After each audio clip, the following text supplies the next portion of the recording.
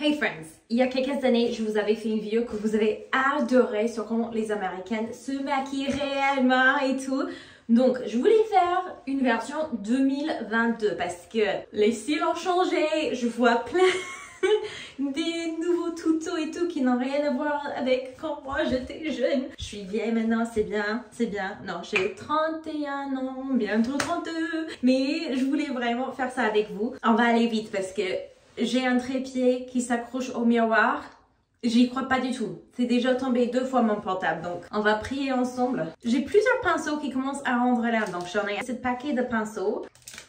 Je suis pas encore convaincue. Juste en les touchant et tout, c'est doux, mais les formes, I don't know. Je sais pas, on va voir ça ensemble. Comme toujours, tout sera en barre d'infos. C'est le marque qui me l'a envoyé il y a des années, c'est Charlotte Tilbury, Wonder Glow. Je vois tout le monde met ça.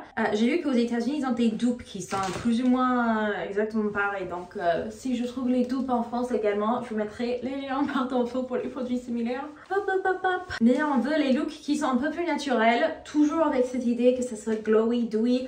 Les fonds de teint qui sont beaucoup moins travaillés et surtout c'est les sourcils où il faut que je me mette à jour parce que je fais mes sourcils un peu plus à l'ancienne et maintenant c'est un look qui est... On dit que c'est plus naturel et je suis plus ou moins d'accord. Mais vous allez voir, vous allez voir. 24 heures Brow Setter de chez Benefit.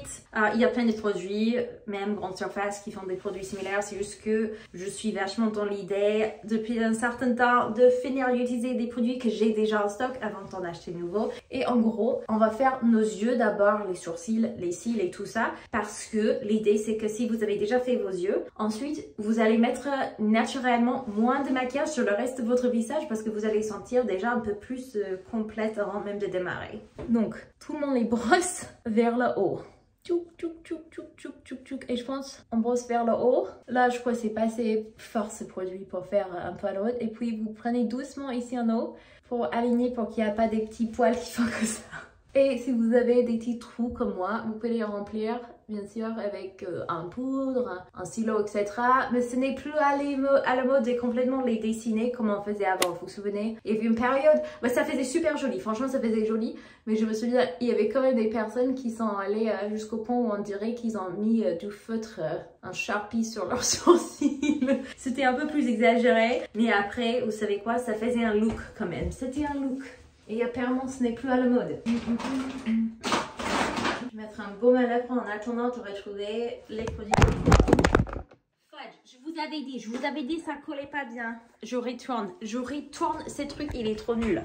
Je l'ai même pas... Pardon. J'ai pris ce trépied il y a même pas genre quelques semaines.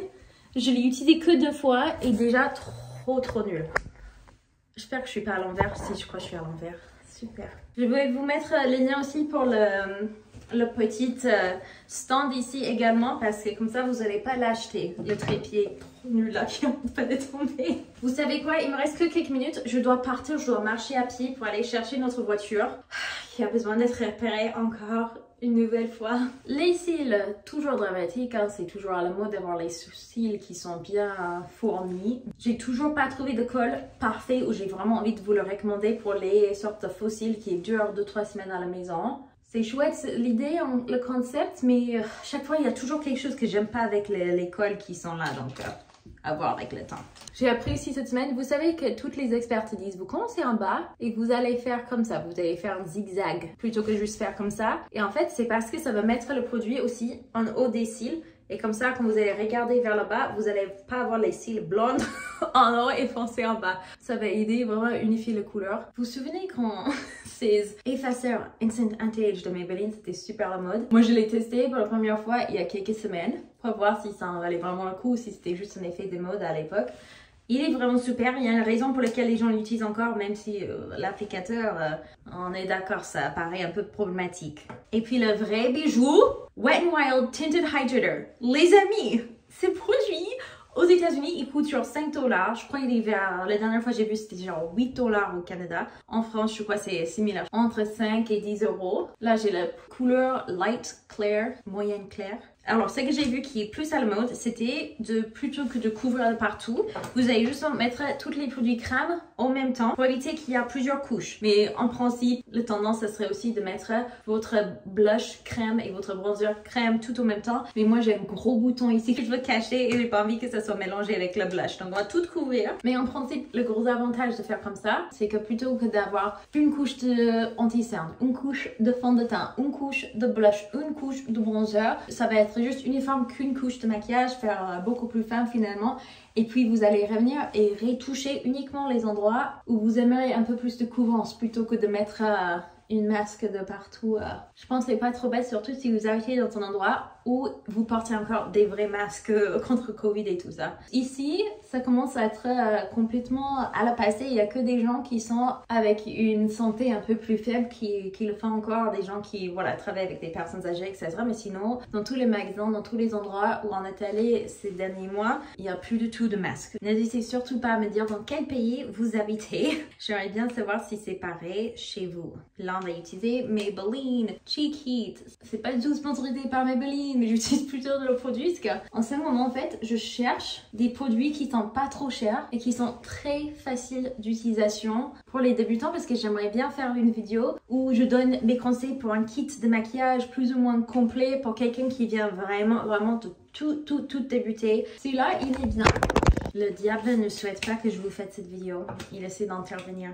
C'est ça qu'on disait souvent dans la religion dans laquelle j'ai grandi, c'est quelque chose qui n'allait pas dans le sens de la religion. C'est Satan qui est contre nous, même pour les choses qui étaient très bêtes et qui n'avaient rien à voir. Genre, Madame Smith, je pense pas que Satan tient particulièrement à assurer que vous achetez des donuts périmés pour cette activité. Voilà, c'est un peu drôle. J'ai mis du gloss tout de suite. Ça, c'est le Lifter Gloss pour Maybelline. C'est un dupe pour Pillow Talk et j'aime trop par Charlotte Tilbury.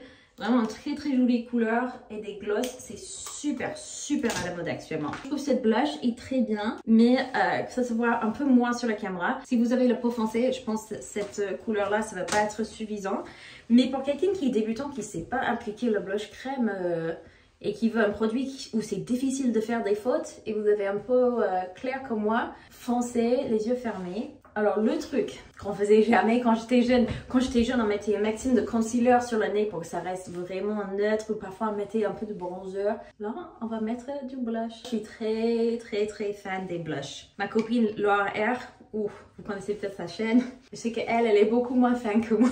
Je mets mon poudre et je vais le mettre au-dessus pour essayer de faire en sorte que ça bouge pas. On croise les doigts. Ah ouais, c'est cute, je me sens plutôt cute là. Et bien sûr, highlighter. Quelqu'un m'a dit que le highlighter, bientôt ce serait complètement démodé, mais je le vois encore de partout. Vous avez encore des Américaines qui portent des maquillages très forts, qui sont inspirés par drag queen et tout ça. Et c'est toujours très amusant, c'est artistique, c'est joli, donc j'ai rien contre. Mais sachez que des Américaines que vous allez peut-être croiser dans la rue et tout ça, vous risquez plus de croiser quelqu'un qui ressemble à ça que quelqu'un qui ressemble à Nikki Tutorials, etc. Je me souviens quand j'avais fait la vidéo il y a quelques années, il y avait des personnes dans les commentaires qui me demandaient si c'était vraiment courant que toutes les Américaines mettent les grosses couches de maquillage tous les jours. Déjà niveau budget c'est pas possible et aussi c'est pas pratique de mettre plein de maquillage. Donc un look un peu plus frais comme ça c'est à la mode actuellement, mais c'est pratique pour les gens de tous les jours, c'est un peu plus adapté à la vie réelle on va dire. Ah, je me sens trop cute. J'essaie de vous montrer avec une lumière naturelle mais ça fonctionne pas, on va aller ailleurs. Donc les thèmes des tendances à garder en tête ici, c'est gloss, blush, highlighter. On met du poudre quand même, mais on veut un look qui est un peu plus dewy si on essaie de suivre les tendances. Je parle que des tendances, hein.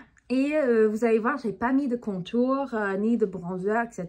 Évidemment, beaucoup de personnes portent ces couleurs encore. Mais cette look-là, je vois des tutos pour plus ou moins le même maquillage quasiment tous les jours sur TikTok. Et je le vois aussi sur les personnes dans la vraie vie. Parfois, sinon, les gens, ils remplacent le blush carrément avec du bronzer ici. Mais cette contouring très fort et très prononcé qu'on avait dans les années passées, on le fait beaucoup moins souvent. C'est un peu moins tendance. Toujours très joli, toujours très artistique. Si vous kiffez ça, vous le portez comme vous voulez. Et c'est marrant parce que mettre du blush sur le nez. Avant, vous savez, quand on faisait du contouring, l'objectif c'était d'avoir un nez aussi petit et fin que possible. Et maintenant, c'est genre, on met du highlighter au bout du nez et en plus plein de blush pour le rougir plein au milieu. mais je trouve que ça fait un look un peu plus jeune. Et on m'a dit que les nez qui sont un peu moins parfaits, les nez qui sont moins refaits, un peu genre cette nez qu'on voit un peu de partout, ça devient aussi moins à la mode dans le sens où avoir un nez avec un peu de caractère, ça commence à être quelque chose qui est un peu plus recherché. Parce que ça fait que tu as une beauté qui est un peu différente que tout le monde. Parce que ça fait ce qu'on appelle en anglais main character energy. Écoutez, on se moquait de moi pendant toute ma vie. Et maintenant, j'ai des commentaires. J'adore ton nez, c'est main character energy. Et je sais ce que ça veut dire. Je sais ce que ça veut dire. Ça veut dire que j'ai un nez qui est un peu tordu, qui n'est pas une forme. Mais vous savez quoi? Je prenne. De toute manière, sachez, si vous êtes jeune, que chez les femmes, ils essaient de vous vendre les surgeries, des opérations pour le réparer.